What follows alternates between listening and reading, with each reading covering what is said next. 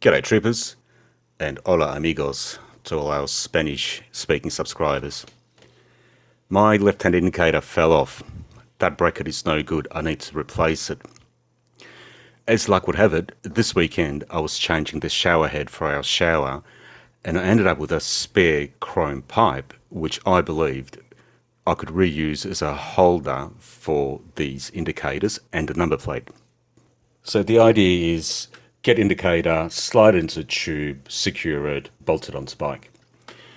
I quickly gave up on the original indicators, the original Yamaha indicators. They are too hard to pull apart. The third-party aftermarket ones, as you can see, they just come apart quite easily. Then I just grind it down so they fit inside the tube. I've put also a little slit inside this tube, as you can see, so I've got a chance of actually pushing this indicator inside it. In Australia, it's 300 mils between indicators and motorcycles, so I'll make sure I've got that, just in case Constable John Arndt looks at my bike. I'll also do another slit so I can obviously slide the other indicator in, and then it's time to disassemble the old and assemble the new. At this stage, I'd like to play some elevator music, but YouTube tends to flag all my music as copyright, so no music. Friend, amigo, trooper. The left indicator, you can see it's got tyre marks on it because it was rubbing on my rear tyre when it fell off. I'll take the bracket off, keep the connections, all the wiring intact because obviously I need it. So I'll gently just pry open or unwrap the electrical tape that I had there before. That was me, actually did that a couple of years ago. It's a bit of a mess, but there's got to be just 4 wires, 2 to each indicator. The other thing there is there's like a rubber conduit or rubber hose which houses these cables underneath the back fender, so I'll reuse that as well just to protect my cables. The reason why I used that ZZR bracket was because the holes in it lined up exactly to the number plate holes in my fender, so I didn't have to modify anything, just screw a new bracket on.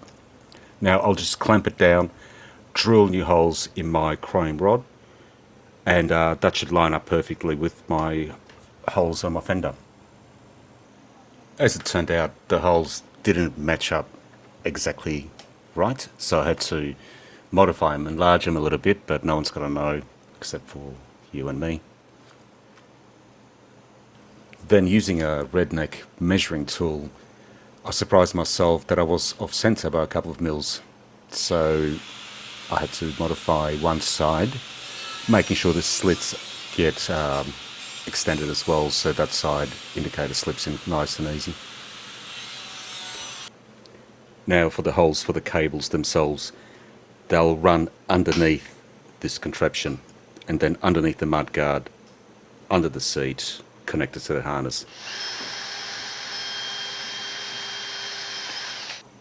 Feed the cables through for my new babies.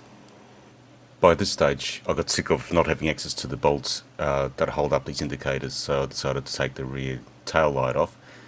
My advice is do not use power tools when working with bikes. I've cracked a few lenses already, simply because you've got so much power with these tools. That looks good. Now for the cabling, connect the indicators. Uncoupled the old wiring so I could reuse the extensions, and I'll attach them to my new indicators and plug them back into the harness. Strip the wires, and then I'm just gonna twist the new connections together and then heat shrink them, and obviously they go inside the tube. Cable tied to the indicator holder and run it underneath the mudguard or the fender. In it comes between the fender and the frame. I'll just plug it back into the harness and it's ready to go. The next morning I had to go out to the automobile shop just to get some hose clamps, just to clamp down these indicators so they don't twist or fall out. And after all that, last test and it's done. And I have to say, finishing off these videos gets really tedious, but thanks for sticking around, and until next time, bye.